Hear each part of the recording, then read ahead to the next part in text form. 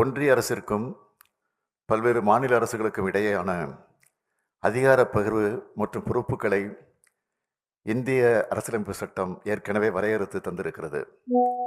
அத்தகைய வழிகாட்டுதலின்படி நாம் கடைபிடித்து வரும் கூட்டாட்சி தத்துவத்தை பின்பற்றி இந்தியாவின் பல்வேறு மாநிலங்கள் தமது மாநிலங்களின் உரிய தேவைகளை நிறைவேற்றுவதுடன் நாட்டின் வளர்ச்சிக்கும் உரிய பங்காற்றி வருகின்றன. எனினும் சுகாதாரம், கல்வி, சமூக நலம் மற்றும் வேளாண்மை போன்ற துறைகளின் முன்னேற்றத்திற்கான பல முக்கியமான திட்டங்களை வடிவமைத்து நடைமுறைப்படுத்துவதற்கான பொறுப்புகளை பெரும்பாலும் மாநில அரசுகள் தான் நிறைவேற்றி வருகின்றன என்பதை நாம் அனைவரும் அறிவோம். ஆனால் அதற்கு மாறாக இந்த பொறுப்புகளை எல்லாம் நிறைவேற்ற தேவையான வருவாயை பெருக்குவதற்கான அதிகாரங்கள் மாநில அரசுகளிடம் குறைவாகவே உள்ளன. அந்த வகையில் கடந்த 15வது நிதிக்குழுவின் பரிந்துரைகளின்படி மாநிலங்களுக்கு பகிர்ந்தளிக்கக்கூடிய வரி வருவாய் பங்கினை 41 விழுக்காடாக உயர்த்தியதை நாங்கள் உளமாற பாராட்டுகிறோம். எனினும் இந்த பரிந்துரைக்கு மாறாக கடந்த 4 ஆண்டுகளில் ஒன்றிய அரசின் மொத்த வரி வருவாயில் 33.16 விழுக்காடு மட்டுமே மாநிலங்களுக்கு பகிர்ந்து அளிக்கப்பட்டிருக்கிறது.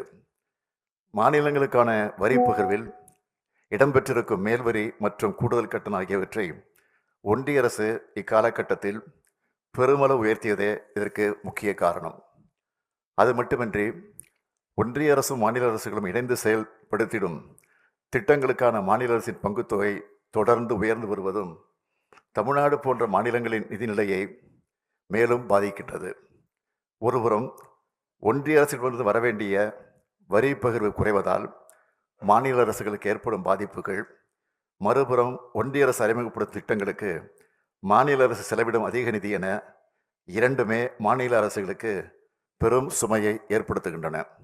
எனவே ஒன்றிய வருவாயில் மாநிலங்களுக்கான வரி பகிர்வின் பங்கு 50 விழுக்காடு உயர்த்தப்படுவதுதான் முறையானதாகவும் அனைவருக்கும் ஏற்புடையதாகவும் இருக்கும் என்று நம்புகிறோம். இவ்வாறு 50 விழுக்காடு பங்கீடு வழங்கப்பட்டால் மட்டுமே மாநிலங்கள் தங்களுடைய தேவைகளுக்கேற்ப வளர்ச்சி திட்டங்களை செயல்படுத்தி நிதி மேலாண்மையில் உரிய சுயாட்சியுடன் செயல்பட இயலும். எனவே ஒன்றிய மற்றும் மாநில அரசுகளின் பங்களிப்போடு நடைமுறைப்படுத்தப்படும் திட்டங்களுக்கு உரிய அரசியலமைப்பு சட்ட திருத்தங்கள் வாயிலாக ஒரு உச்சவரம்பை இந்த நிதிக்குழு பரிந்துரைத்தது. மாநில அரசுகளுக்கான 50 விழுக்காடு வரி பகிர்வை உறுதி செய்திடும் என்று நான் நம்புகிறேன். மாநிலங்களுக்கு இடையேயான வரி பகிர்வினை முறைப்படுத்துவதில் சமச்சீரான அணுகுமுறை தேவைப்படுகிறது. 9வது நிதிக்குழு பரிந்துரைத்த 7.931 விழுக்காட்டிலிருந்து கடந்த 15வது நிதிக்குழு பரிந்துரைப்படி 4.079 விழுக்காடாக தமிழ்நாட்டிற்கான வரி பகிர்வு தொடர்ந்து வீழ்ச்சியை சந்தித்து வந்துள்ளது. நாட்டிற்கே வழிகாட்டும் வகையில் பல முன்னோடி நலத்திட்டங்களை அறிமுகப்படுத்தி செம்மையான நிர்வாகத்தை தொடர்ந்து நல்கி வரும் தமிழ்நாட்டின் முன்னேற்றத்தை தொய்வடைய செய்து தண்டிப்பதைப் போல தற்போதைய வரி பகிர்வு முறை அமைந்துள்ளது என்பதை நான் சுட்டிக்காட்ட வேண்டிய நிலையில் இருக்கிறேன்.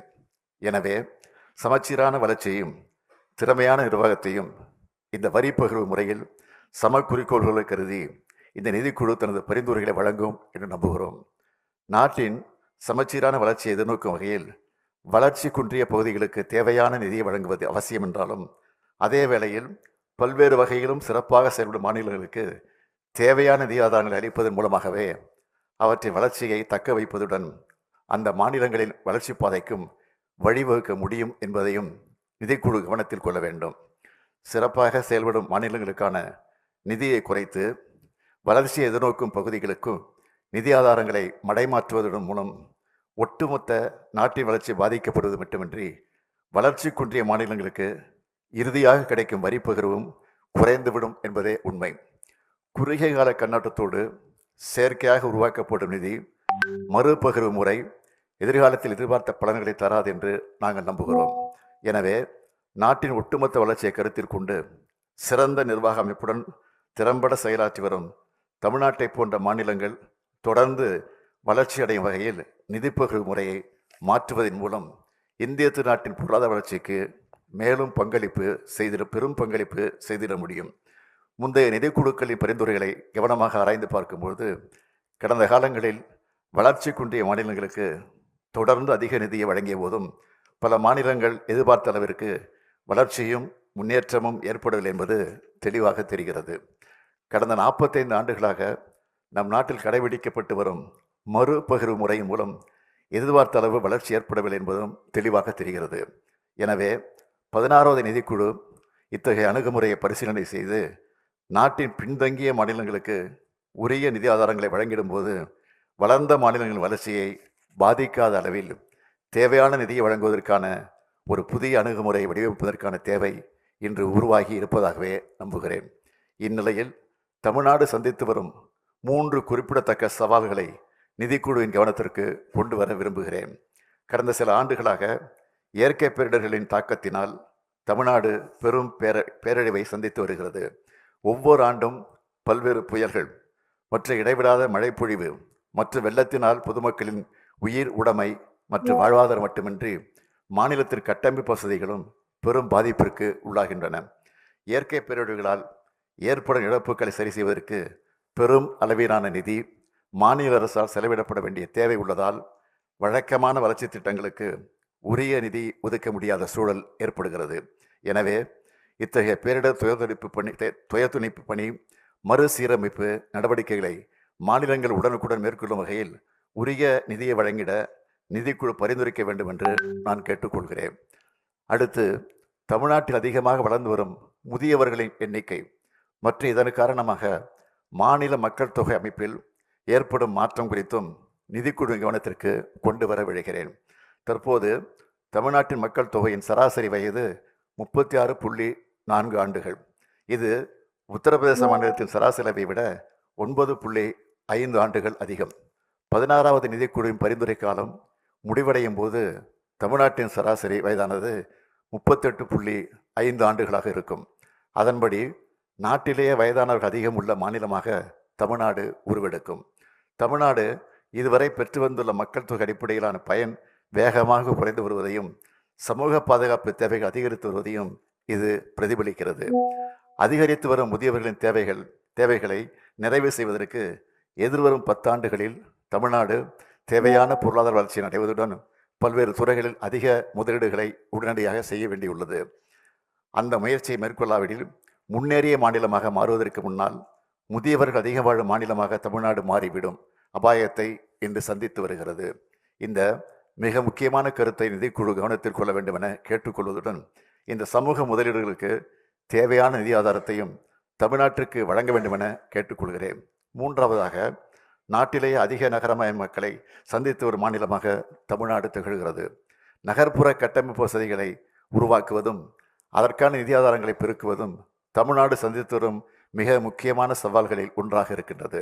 குறைவான நிலவளம் மற்றும் நீர்வளம் ஒருபுறம், தொடர்ந்து அதிகரித்து வரும் மக்கள் தொகை மறுபுறம், இவற்றுக்கிடையே சென்னை போன்ற நகரங்களில் வாழ்ந்த மக்களுக்கு தேவையான அடிப்படை வசதிகளான குடிநீர், சுகாதாரம், சாலை வசதி மற்றும் தெருவிளக்குகள் அமைத்திட தேவையான முதலீடு செய்திடவும், உள்ளாட்சி அமைப்புகள் தரமான சேவைகளை தொடர்ந்து வழங்கிடவும் நகர்ப்புற உள்ளாட்சி அமைப்புகளுக்கு அதிக அளவிலான நிதி மற்றும் மானியங்களை வழங்கிட நிதிக்குழு பரிந்துரை செய்திட வேண்டும் என கேட்டுக்கொள்கிறேன்.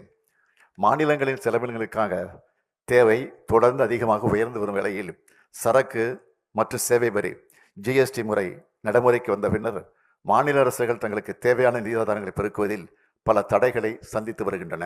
இதனால் ஒன்றிய அரசு நிதி பகிர்வை மாநிலங்கள் மிகவும் சார்ந்திருக்கக்கூடிய இன்றைய காலகட்டத்தில் 16வது நிதிக்குழுவின் பங்கும் அதன் பரிந்துரைகளும் மிகுந்த முக்கியத்துவம் பெறுகின்றன. 16வது நிதிக்குழுவின் தலைவர் மற்றும் உறுப்பினர்கள் அனைவருக்கும் நான் பணிவுடன் சொல்லிக் கொள்வதெல்லாம், தமிழ்நாட்டின் 8 கோடி மக்களும் இந்த நிதிக்குழு மீது மிகுந்த நம்பிக்கை வைத்துள்ளார்கள். மாநிலங்களின் வளர்ச்சியை உறுதி செய்து அதன் மூலமாக நாட்டின் ஒட்டுமொத்த வளர்ச்சியை அடைந்திடும் நோக்கில் இந்தியாவின் கூட்டாட்சி தத்துவத்தை வலுப்படுத்தும் ஒரு அரிய வாய்ப்பை காலம் நமக்கு வழங்கியிருக்கிறது. இதை கருத்தில் கொண்டு 16வது நிதிக்குழு உரிய பரிந்துரைகள் வழங்கும் என்று நான் நம்புகிறேன். தமிழ்நாடு அரசின் சார்பாக நிதிக்குழுவின் பரிசீலனைக்கு வழங்கப்படுவதற்கு விரிவான அறிக்கையினை கவனத்துடன் பரிசீலித்து கடந்த காலங்களில் பல்வேறு நிதிக்குழுக்களின் பரிந்துரைகளினால் தமிழ்நாட்டுக்கு இழைக்கப்பட்ட அநீதிகளுக்கு உரிய தீர்வை 16வது நிதிக்குழு வழங்கும் என்று உறுதியாக நம்புகிறோம். சமச்சீரான வாய்ப்புகளை வழங்கும் முற்போக்கான அணுகுமுறையின் மூலமாகவே இந்திய கூட்டாட்சி தத்துவத்தின் உண்மையான நோக்கத்தை அடைந்திட இயலும் என்பதை எங்களுடைய திடமான நம்பிக்கை. ஒவ்வொரு மாநிலமும் அவற்றின் முழு திறனுக்கு ஏற்ற வகையில் வளர்ச்சி எட்டுவதன் மூலமாகவே இந்திய திருநாட்டை உலக அரங்கில் பொருளாதார வலிமை கொண்ட ஒரு மாபெரும் நாடாக நிலைநிறுத்த முடியும் என்று நான் நம்புகிறேன். நன்றி, வணக்கம்.